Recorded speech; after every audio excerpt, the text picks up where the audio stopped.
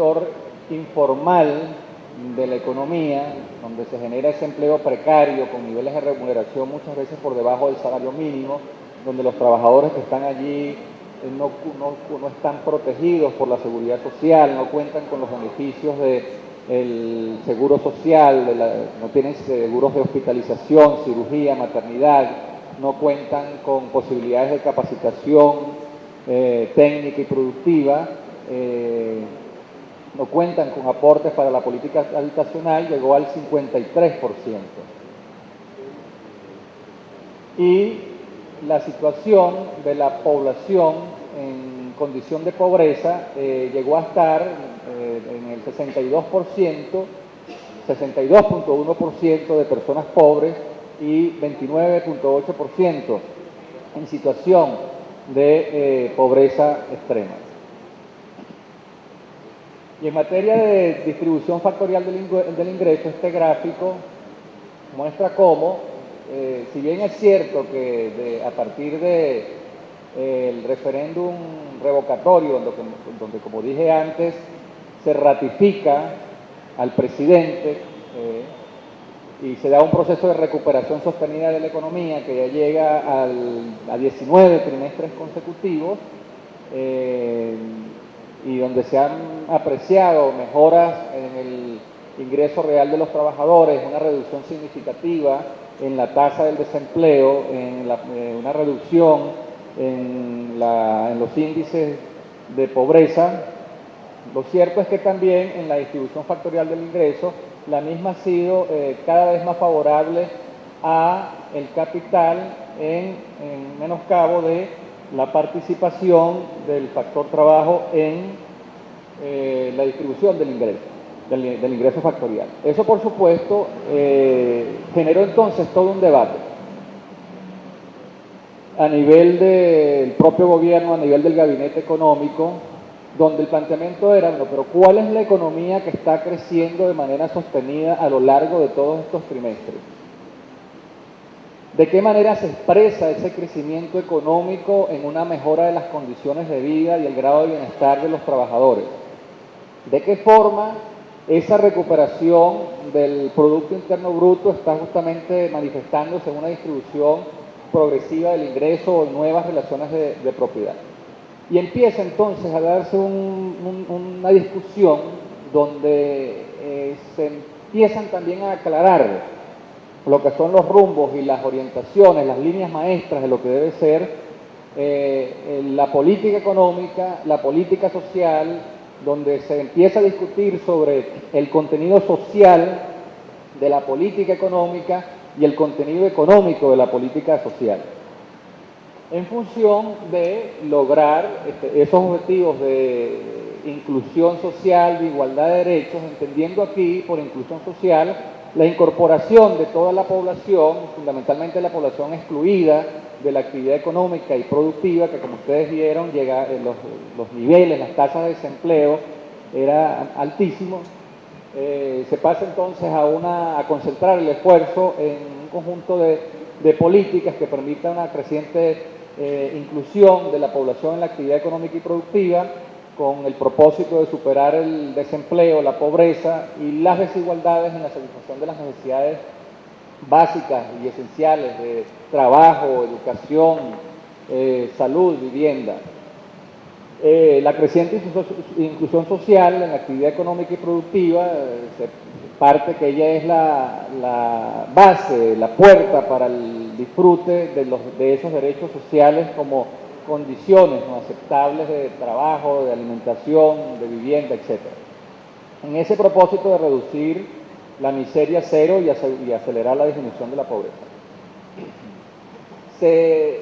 define de mejor manera lo que empieza a plantearse como el nuevo modelo productivo de creciente inclusión social que hay que impulsar en Venezuela, y donde las ideas y los planteamientos claves eran los que estaban en esa transparencia. En primer lugar, el desarrollo endógeno, la diversificación de la economía, la creación de nuevas relaciones de poder y formas de propiedad, la creciente inclusión social de todos los ciudadanos para el pleno disfrute de sus derechos al trabajo, a la alimentación, a la educación, a la salud. La expresión armónica, proporcional de ese desarrollo y de ese desarrollo endógeno y de esa recuperación de la actividad económica en el territorio nacional, la protección del ambiente, más recientemente la promoción de una ética socialista basada en principios de solidaridad, cooperación, complementación y la integración latinoamericana y caribeña. Esas son las dimensiones, ¿no?, del nuevo modelo económico productivo, que no empieza a medirse su desempeño solamente por el incremento del Producto Interno Bruto o el incremento del valor agregado o el incremento de las reservas internacionales, sino que empieza entonces a rendir cuenta también de la inclusión social, del desarrollo territorial, de las nuevas relaciones de poder, del intercambio internacional con países de importancia estratégica para los procesos de integración latinoamericana y de cooperación sur-sur. Aquí en esta transparencia lo que hay entonces es una evolución de los niveles de empleos en el sector de la economía social, de la economía del sector privado y del sector público. Ustedes ven aquí el peso que tiene cada uno de ellos. Y para graficarlo, ¿verdad?, esta es un poco la situación actual de la economía venezolana o de la producción de bienes. Casi el 70% del Producto Interno Bruto se genera en las empresas capitalistas privadas. Un 28.3.4% se genera en las empresas capitalistas de Estado, que son empresas de Estado pero que siguen funcionando con una lógica de empresas mercantiles, de empresas capitalistas. Y apenas un 1.6% es en estos momentos el peso de la economía social.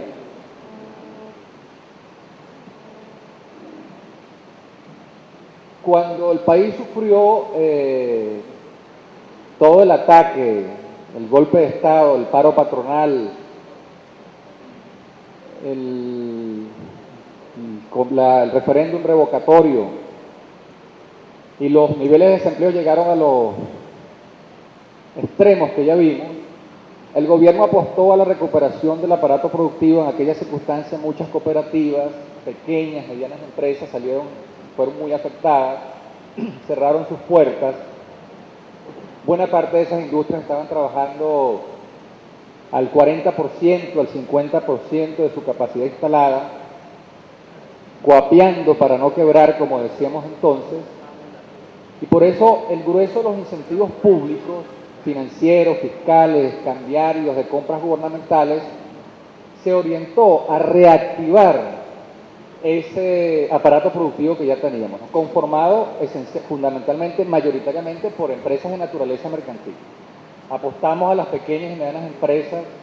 toda la batería de incentivos públicos se concentró en función de reactivar la pequeña y mediana industria para que pudiera absorber esas crecientes tasas de desempleo. Se realizaron programas de capacitación técnico-productiva. Gobierno Bolivariano.